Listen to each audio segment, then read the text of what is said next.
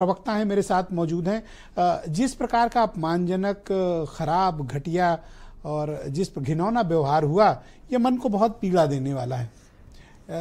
क्या इस तरह का जातिगत अपमान समाज में स्वीकार किया जाना चाहिए? पहले तो सबसे मैं ज़्यादा साधुवाद आपको इसलिए देना चाहता हूं कि आपने अपने प्रारंभिक संदर्भ में ये बात कही है कि जातिगत भेदभाव सबसे ज़्यादा उन्हीं लोगों ने सहा है जो लोग वर्ण व्यवस्था के निचले पायदान पर हैं। कम से कम भारत में आप ऐसे बिरला पत्रकार होंगे जो सवर्ण समाज से आते हुए भी कम से कम इस देश में दलितों दमितों की पीड़ा को बखूबी आपने अपने शब्दों में कहा। यह कहते हुए मैं भावुक हो रहा हूं, मैं तो पिछड़े तबके से आता हूं। एक कॉलेज में मैं पढ़ता था और कॉलेज में मैं पढ़ने में अच्छा था। मेरा जो नाम है उस नाम से लोग जानते थे, लेकिन जब लोग वहां के जाने कि मैं पिछड़े तबके से आता हूं तो वो लोग जो मेरे साथ रहते थे मुझसे घृणा किए और तमाम तरह के मेरे खिलाफ षड्यंत्र हुआ। संयोग से मैं ऐसे पार्टी का नेता हूं, ऐसे पार्टी का कार्यकर्ता हूं कि श्रद्धेय नेताजी ने भी अपनी राजनीति अपने बाल्यकाल में भी इसी तरह के भेदभाव, एक दलित के घर जब उन्होंने खाना खा लिया उसका विरोध हुआ तो नेताजी उस दलित के पक्ष में खड़े हुए और उसी से शुरू हुए।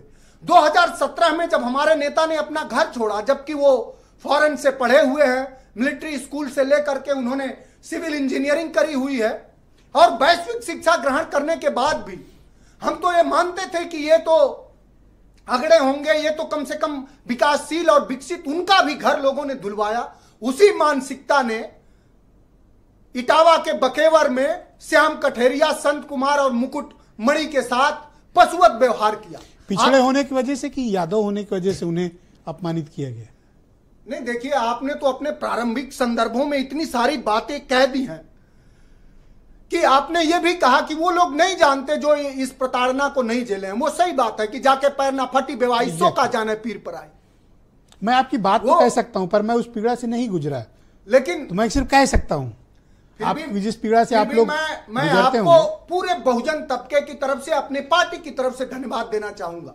उन लोगों का मनोबल तो राष्ट्रीय अध्यक्ष जी ने बढ़ाया और मैं हमेशा इस बात का पक्षधर रहा हूं। हमारी पार्टी रही, हमारे नेता हमेशा ये बात कहते हैं अखिलेश जी कि राजनीतिक लड़ाई बहुत छोटी है सामाजिक लड़ाई की।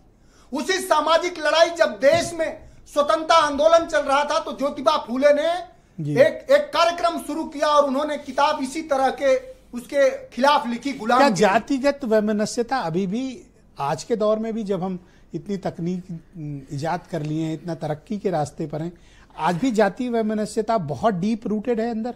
देखिए, आज जो जाति व्यवस्था है और जो वैमनस्यता है वो मैं ये कह सकता हूं कि उत्तर प्रदेश समेत पूरे देश में जब से भारतीय जनता पार्टी की सरकार आई है वो बढ़ी है।